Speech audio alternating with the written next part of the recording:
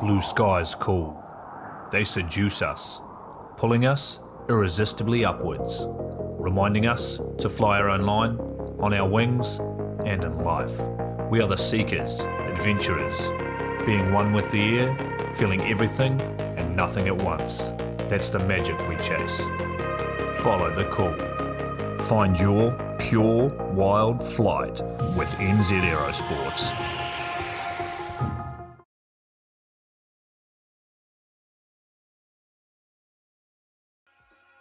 Of course, I absolutely love the NZ Aerosports business model. I mean, come on. One glance at an Icarus fuck yeah sticker and you know it lines up perfectly with the fucking pilot mentality. But outside their wonderful use of colorful language and a great company vibe, there's a long list of reasons to say NZ Aerosports fuck yeah. NZ Aerosports blows me away right out of the gate as a canopy manufacturer with a bold offer. They give you 10 jumps on your brand new nylon to decide if you want to keep it, swap it out, or even return it for a refund. I mean, seriously, how incredible is that? That's like getting halfway through a prom and deciding you prefer the slightly racier date that goes down faster. Seriously, they do that. If you're not madly in love with your new canopy after 10 jumps, they'll let you swap it out for another size or model, or even get your money back. And the range of canopies they've got? Man, they've got a style canopy to fit every jumper and every situation with models you know and trust. Like the Sapphire 3, the perfect choice for the beginner or intermediate canopy pilot. The Crossfire 3, when you're ready to kick it up that elliptical notch. The JFX 2, if you're looking to up your new swoop game. The Leia as the workhorse and dirtwater dirt beast. Or the Petra. The Petra cranks out crazy power and is nothing short of a record breaker. But hey, it's not always about speed either. Take the Kraken. Built as a low pack volume canopy specifically with wingsuiting in mind, she gives you all the performance you're looking for with the reliability you need that'll have you itching for that next formation, rodeo, or puffy cloud. So, the equipment is top-of-the-line kick-ass stuff as you already know, but how about the team? Well, the customer service gang is there to sort you out whenever you need them. Maddie and Beto are always there to help with Jen holding the reins. They're available for you at sales@nzaerosports.com, and they've got a kick-ass live chat tool on the website if you're wanting to hit someone up right away. These are the crew you're going to want to talk to get those custom orders in. With the stock nylon, once you know what you want, they'll have that shit on a FedEx truck as soon as the credit card machine says approved and get you in the air in no time.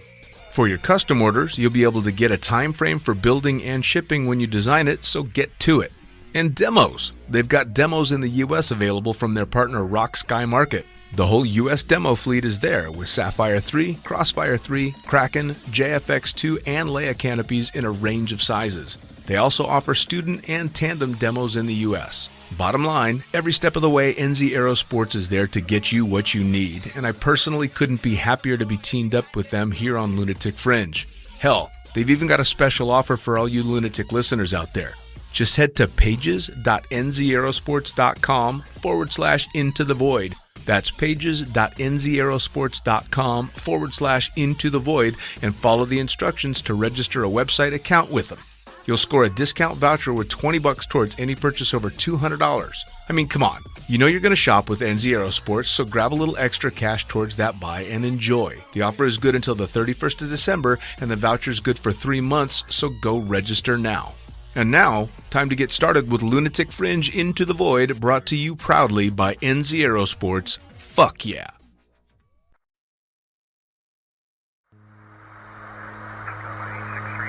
Coming straight from the cockpit, it's another episode of Lunatic Fringe with the fucking pilot.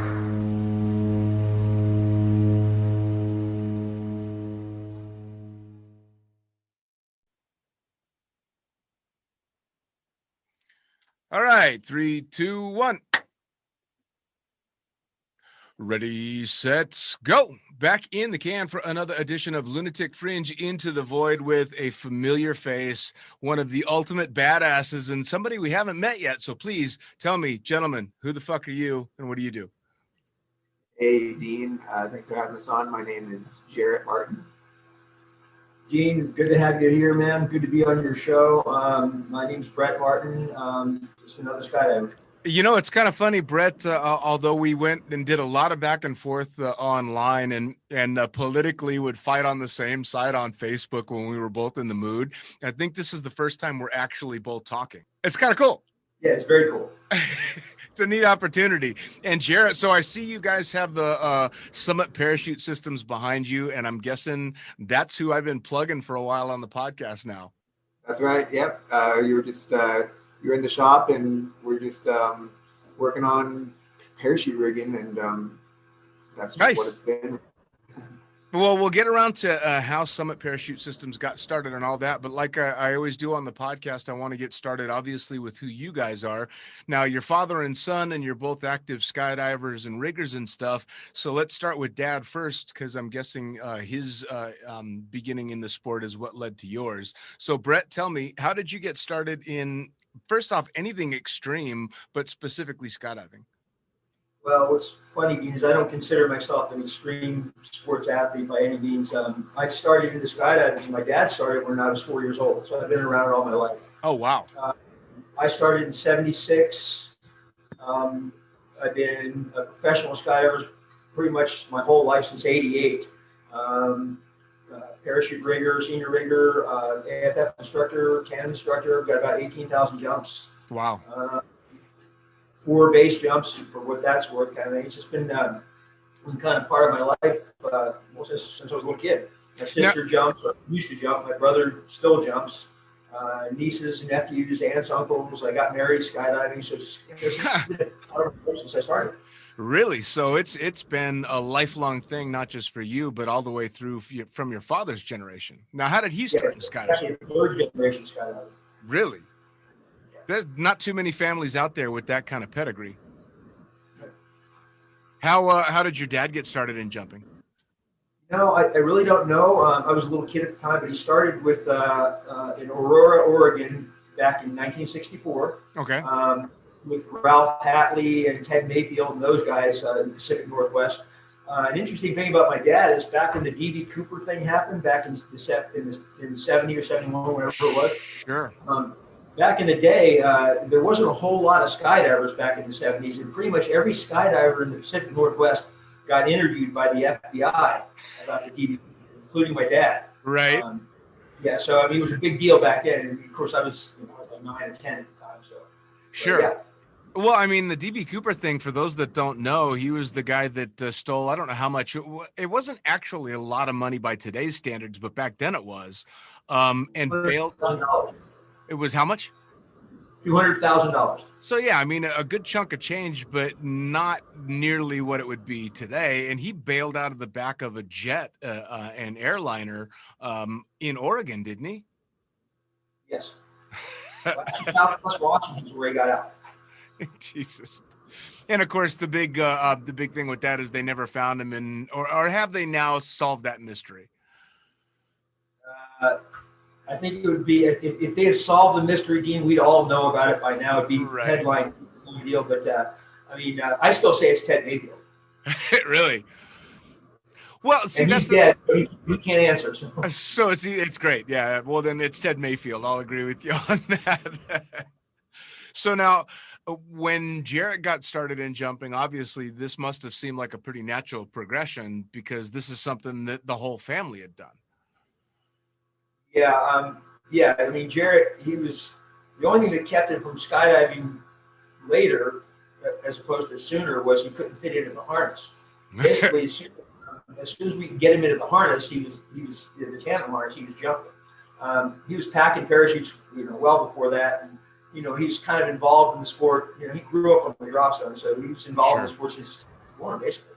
Wow. So he started out life as a packing weight and then worked his way up from there. Yeah, he was a packing weight, then he was a packer. He was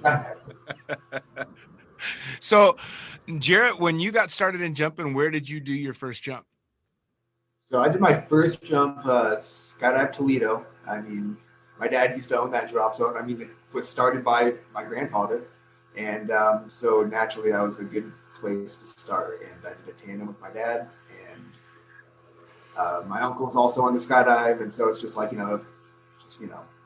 another day with the family. So I got to ask, so when I grew up, my dad was a golfer, and I naturally pushed back against wanting to do something that he did, like a lot of kids will do. So I absolutely did not want to be a golfer. Was there ever any point where you were pushing back about wanting to go into skydiving, or was it just, oh, I'm absolutely going to be a jumper?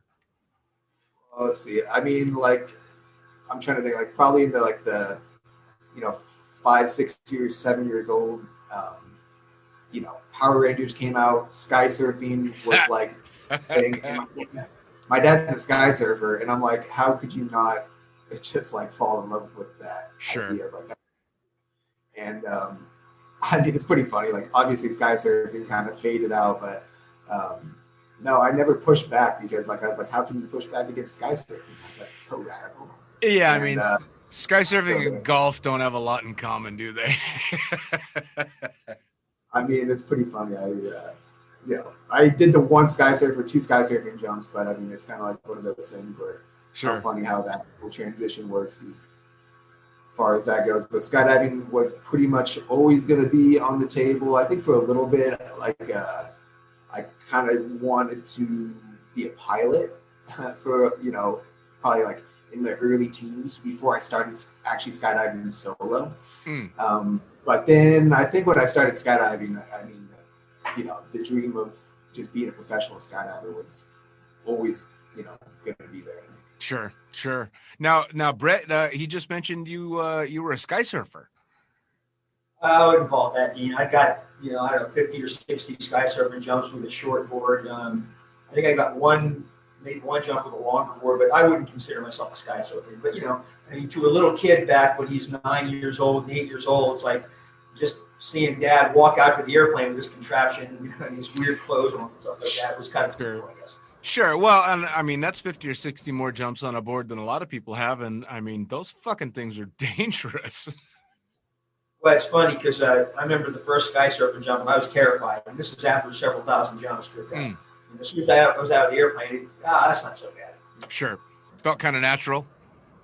Yeah, I mean, by no means do I consider myself a sky surfer or a good sky surfer kind of thing. But like any skydive, as soon as you're out of the airplane, you're kind of just in the moment, and it's not as scary as you thought it was going to be. Sure. Yeah, absolutely. Well, and you're so programmed to take care of emergency situations and to be hyper aware of everything that it kind of, I would imagine, all just kind of kicks in. Yeah. So now, how did you start working in the sport? Obviously, you grew up around it, but what was the first gig for you in skydiving?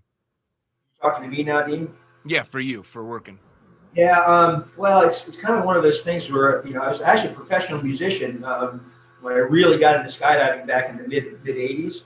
And I just kind of started slowly getting out of playing music and more into playing skydiving or skydiving. Right. And the drop zone that I was jumping at, that my dad started, pretty much folded into nothing.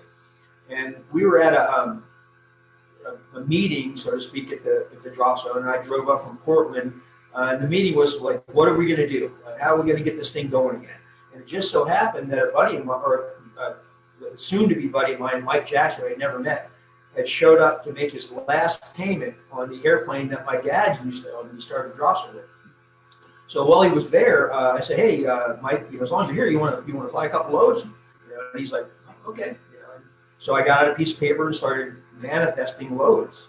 And that just turned into me owning the drop zone. I paid $200 for the drop zone, $200. And when I got out of the drop, what I got for my $200 was 2 old military static line rigs and nothing else. No clubhouse, no airplane, no bathrooms, no nothing. We just took it from there. Really? Talk about starting from humble beginnings. But and 107 jumps, no ratings. And you owned a drop zone. I owned a drop zone. So, I mean, did you wake up one morning and go, oh, shit, how the hell am I going to do this? Or was it just, all right, this is what I do now, and you went for it?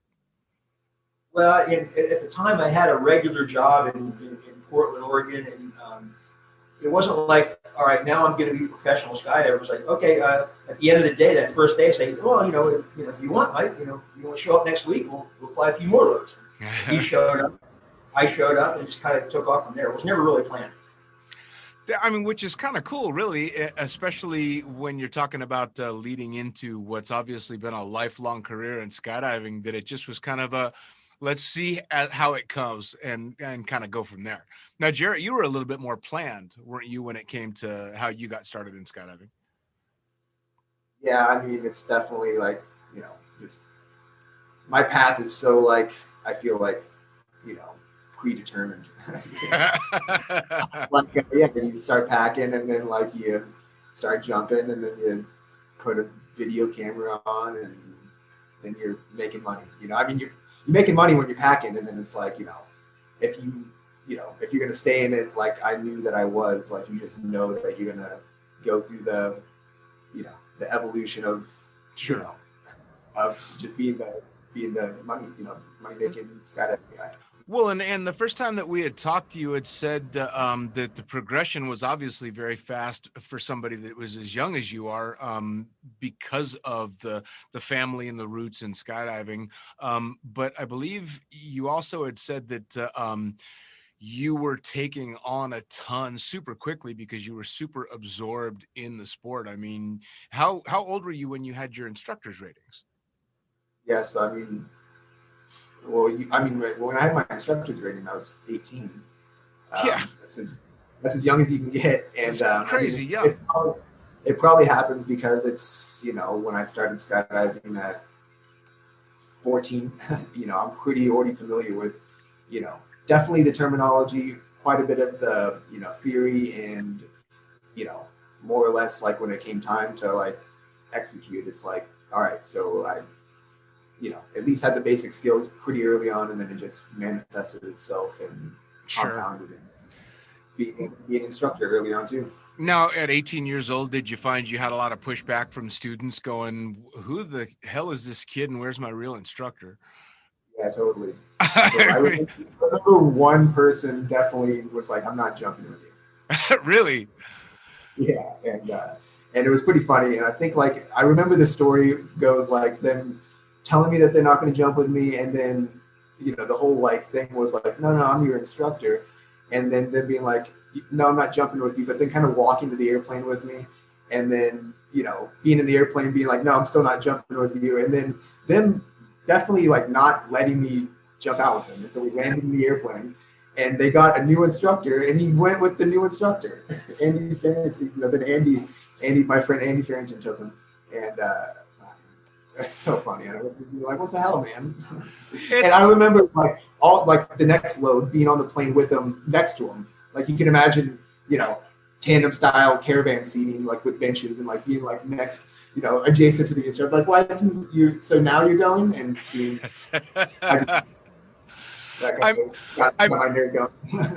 I mean, speaking as a 50-something-year-old grumpy old dude, it would probably be difficult for me to go and meet some 18-year-old kid, because you look young now, so I can only imagine how young you must have looked at 18 years old. So, yeah, and so I guess I can kind of see, but also with skydiving, it's obvious, right? When you can see the way somebody carries themselves and the obvious attention to detail that they have, and the clear direction that they've got. I would think, especially with you, I've always known you to be a really super strong personality in regard to, I've got this, I know what I'm doing. So I could see you easily being able to win over most personalities. So I'm actually kind of surprised that he didn't go with you. One of those funny stories where I was like, man. So now, did you guys segue to Hawaii as a family? No, I would say, I mean, as soon as I could, I wanted to be like a professional skydiver, like before I even finished high schoschool. Like, I'm like, do I have to finish? I remember asking you, do I have to finish high school? Can I just like go to Hawaii now as like, an 18-year-old, but but I had to, the answer is no. The answer is no. I had to finish. Yeah, no, I had to finish school, but like, goddamn, like I think I graduated in June, and by, July I was in Hawaii. Wow. As a tandem instructor, living the dream. I mean, just out of high school, 18 years old, tandem instructing in Hawaii of all places. Now, yeah, so Hawaii as a tandem instructor or a camera flyer out there, that's a challenging place to jump, is it not? yep. I mean, I did it for a little bit. My dad's done it for longer, so he can comment on that. But yeah, it's just high pace and winds, and and then you're just kind of like navigating the Hawaii drama and politics, which is its own category. Yeah. So, Brett, how did you end up making your change out to Hawaii? Well, Dean, I could spend 3 podcasts just talking about how I got to Hawaii, let alone the whole process. I'll keep it as quick and as simple as I can. First of all, I had no desire to ever go to Hawaii. It never entered in my consciousness. When Jarrett got hurt, I flew over there while he was recovering over there, and it wasn't 2 hours out off the airplane, even with Jarrett injured, that I kind of fell in love with the place. And then we went back to Washington. He did some more recovery, and he went off to school and then off to work for Jump Shack. And so I decided, well, I'll see what I can do over in Hawaii. So I flew over to Hawaii, spent 3 months in 2011, and then back in 2013. And I just fell in love with the place. I mean, Sure. I consider it my home now. But, it's a challenging place to learn how to skydive. You probably know who Andy Malchiati is. I know the name, yeah. Yeah, we were over there in 2011. We hadn't started jumping yet, and we're around the landing area watching the land. It's a whole different ballgame right there. And Andy and I are like, oh, that guy's fired. Oh, he's fired for sure. Oh, that guy's fired. And then you realize that it's just a different atmosphere out there. You do things different. Yeah, for sure. Now, it had to have been difficult, especially since you're literally getting off the plane in a place like Hawaii, but you're going because Jarrett got himself hurt. That in itself, how do you handle that message? Because obviously you weren't in Hawaii when the injury happened. And Jarrett, we talked about the injury on the last podcast, but we'll recap a little bit. But Brett, that must have been so difficult for you. It's even hard to talk about it now, but I bet. when I got the news, I remember it like it was yesterday. And I'll cut to the part of being in the airport in Seattle. And major kudos to Luke Akins and the Farringtons for making all that happen.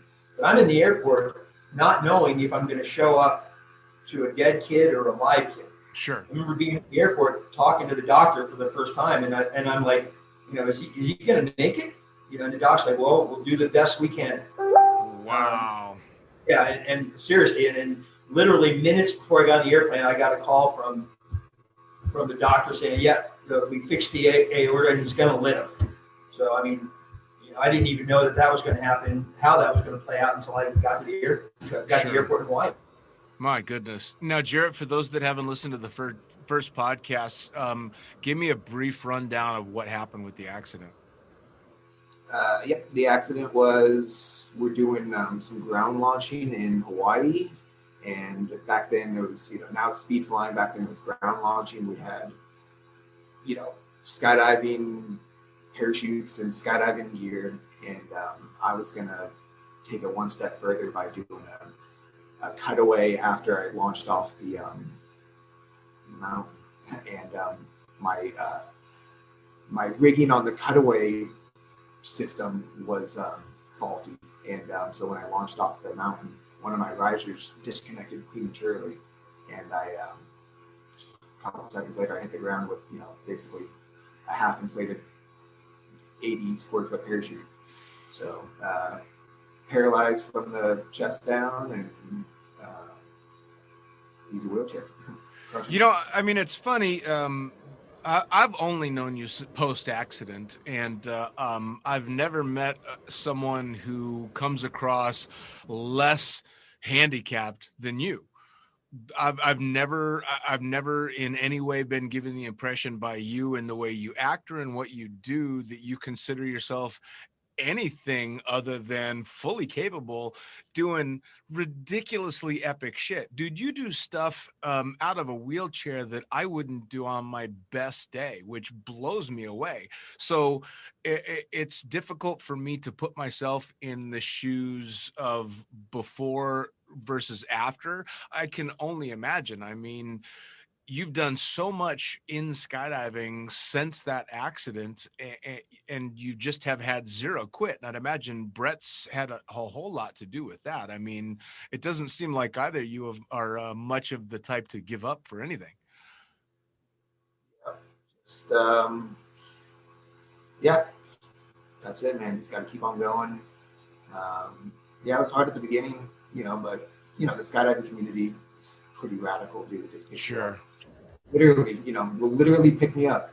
Literally will pick me up and put me in the airplane. Yeah, man. If I need to. And, I'm super thankful to be just in a situation where I can just, life's been easy for me, man. I mean, the accident was, tough emotionally, but for the most part, it's just like, all I do is, sure. All I do is do, man. I mean, it's skydiving when, I'm skydiving, or it's rigging when I'm rigging, and it's just I'm thankful for just Sure. Well, and you even segued back into competition, correct? Yes. So I love competing. I think that's I think a little competition is good. Yeah. Well, you went back into my thing. Absolutely. Well, and you went back into competitions. You were the first paraplegic with the team, weren't you?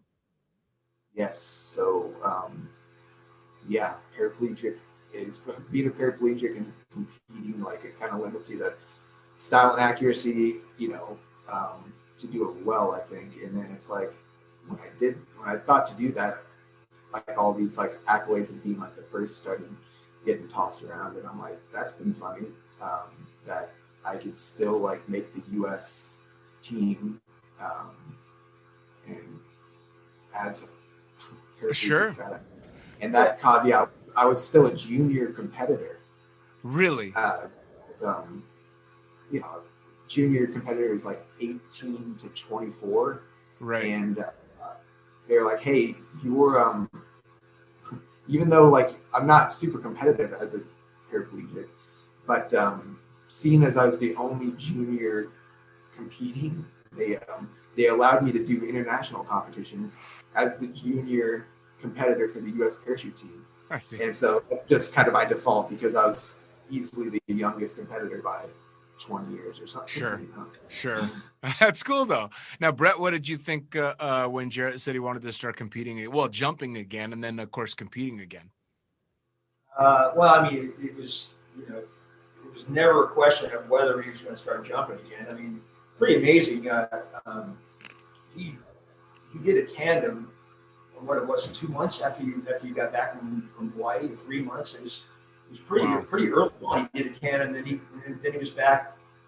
He went through a kind of a little refresher AFF thing, and we modified equipment and tied legs together and came up with different this and different that. But it really wasn't a question of whether he was going to start jumping again or even competing again. Sure. And again, he never got pushed or pulled. He just kind of like went from step to step to step, and he was off and running. Sure.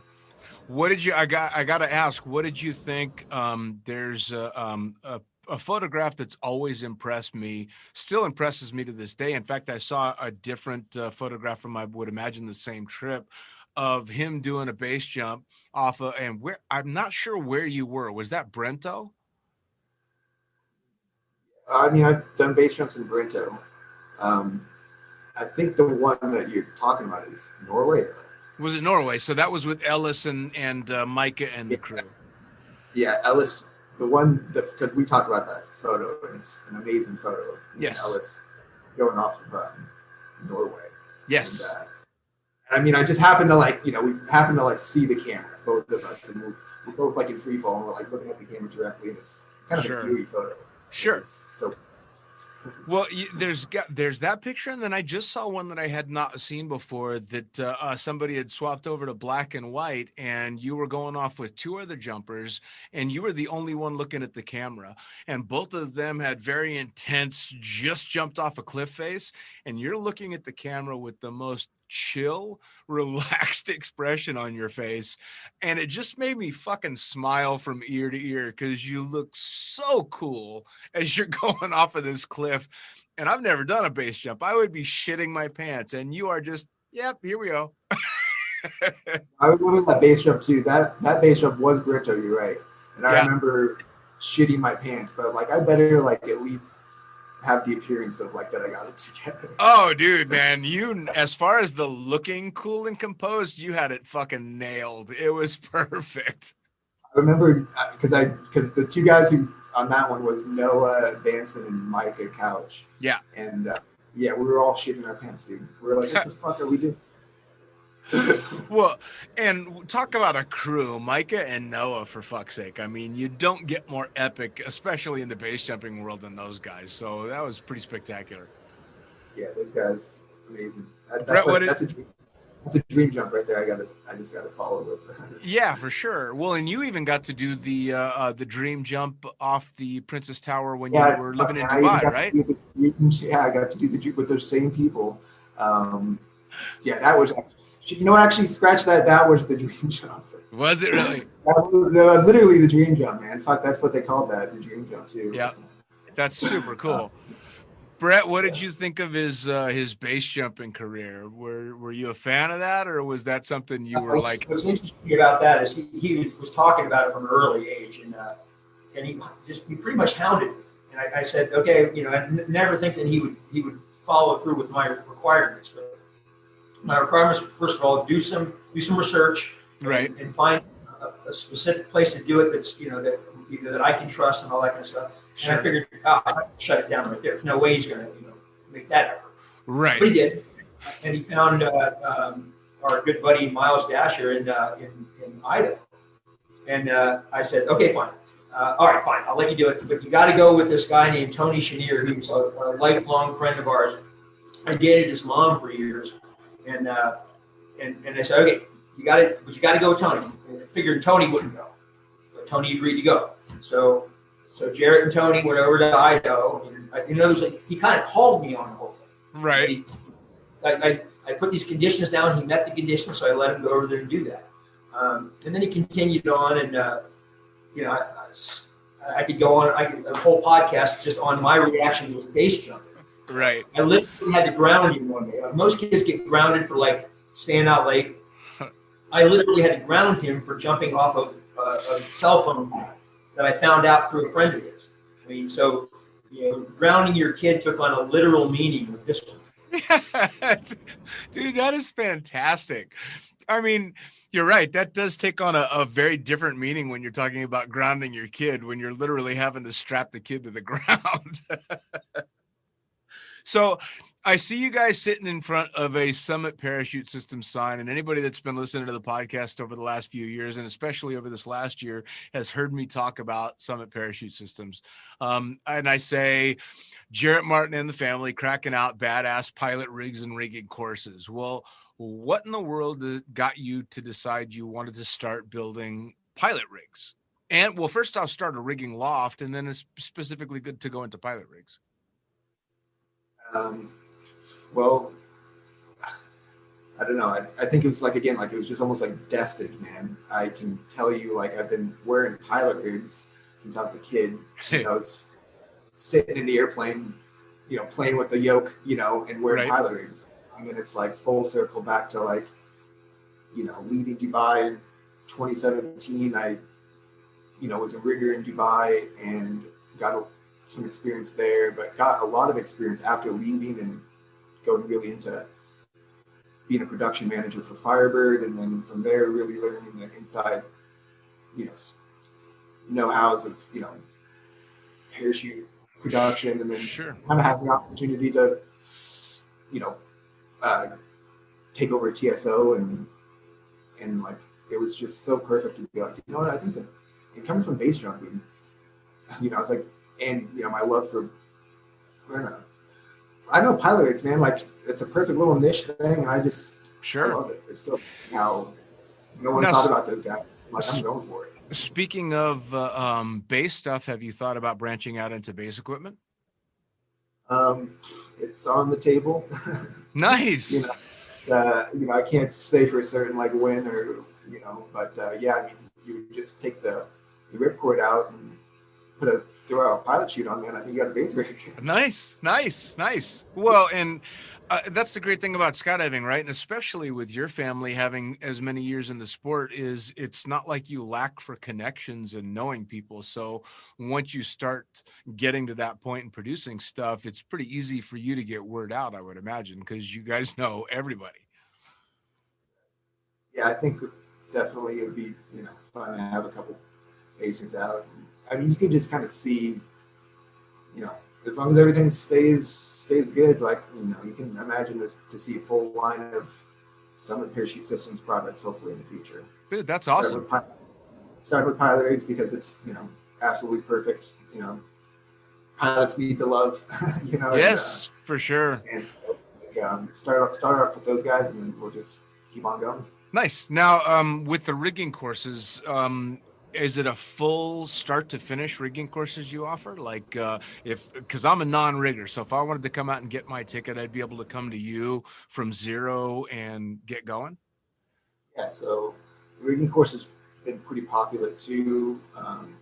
In Arizona here, we have a lot of military contracts, and they require that the packers be licensed riggers. Okay. And I think, like, in general, a lot of the drop zones are, kind of pushing their packers to have rigging licenses now.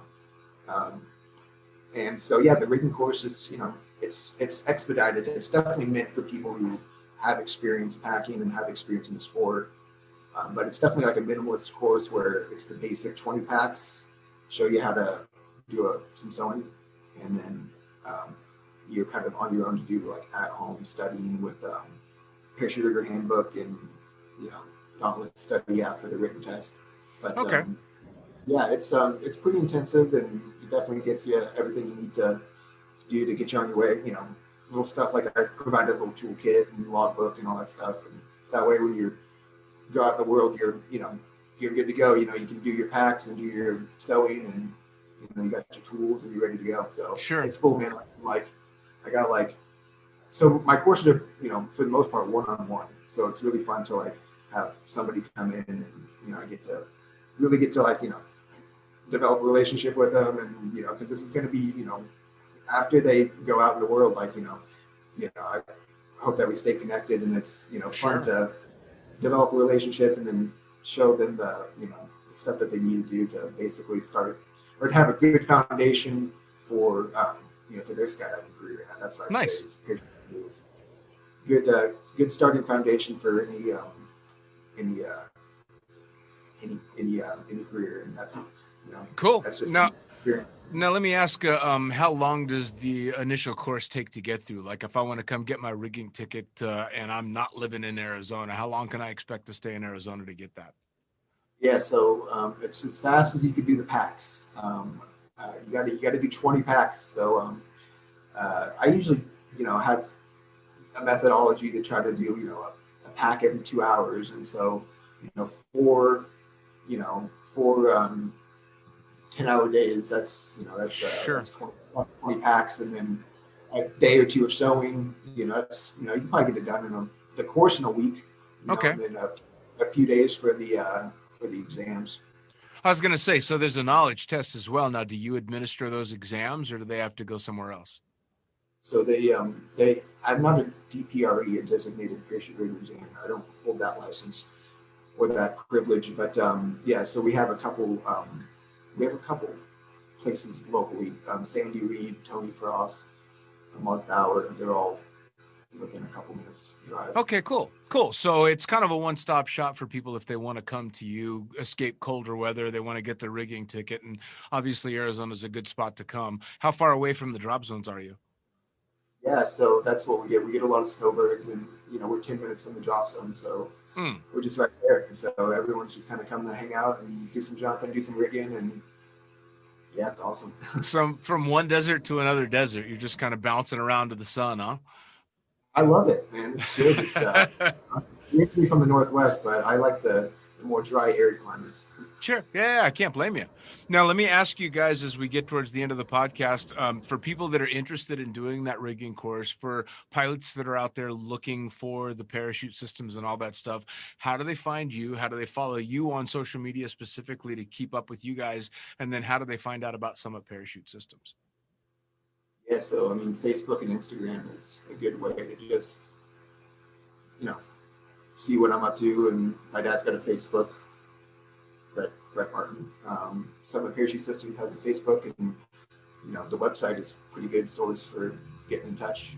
Summit Parachute Systems. Awesome. Anybody that listens to the podcast has heard that a few times before. And Brett, like I said, I know you and I have had the opportunity to chit chat many times, brawling on Facebook with people. Yes, we have.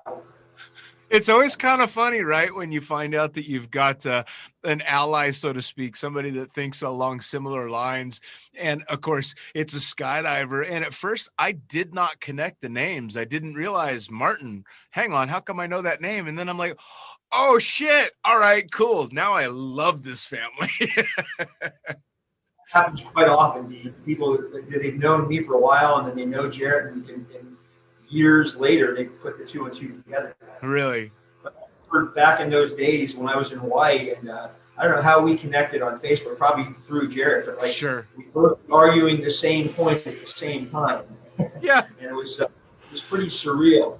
Yeah. No, it was kind of funny. Every time I would see that you had commented on a post, I would always check to find out what it was, because I knew that 9.5 out of 10 times I was going to agree word for word, and then probably want to step in and take a round or two. I appreciated the backup on a lot of that stuff. Oh, it was always kind of fun. It was always kind of fun. Now, and you're on Facebook just under Brett Martin? Brett Charles Martin. Brett Charles Martin. All right. So they can find you under Brett Charles Martin and Jarrett Martin, and then Summit Parachute Systems as well. Gentlemen, thank you so much for taking the time. I know we got you in the shop right now. Brett, we pulled you off a machine, so I'm going to let you guys get back to work. But thank you so much for taking the time, and hopefully people come and check out everything that you guys got going on. And I'm looking forward to seeing base rigs coming out. Nice. Thanks, Dane. Yeah, we'll be in touch. Guys, take care. Blue skies, man. Take care. And there you have it. Another episode of Lunatic Fringe Into the Void, brought to you as always by, and say it with me, fuck yeah, NZ Aerosports. Head to nzaerosports.com. By Pussfoot. That's right, head to pussfoot.com, the extreme sports collective, and check out everything they've got to offer. By summitparachutesystems.com. Jarrett Martin and the family cranking out amazing pilot rigs, as well as incredible rigging courses. And now joining the Lunatic team, it's the one and only Tony Suits. You know him, you love him. Head to tonysuit.com. Check out all the amazing standards, as well as the new incredible signature line they've got going on. And as for us, the Lunatic Fringe is now on YouTube. That's right, you're going to have the chance to put faces to the audio by heading to youtube.com and looking up the Lunatic Fringe podcast. It's easy. Hit the like button, hit the subscribe button, check out all the amazing videos from the previous guests that we've had, as well as new and upcoming interviews on video. As always, I am the fucking pilot. Head to thefuckingpilot.net or theprincesspilot.com. Thanks for joining. We'll see you next time around.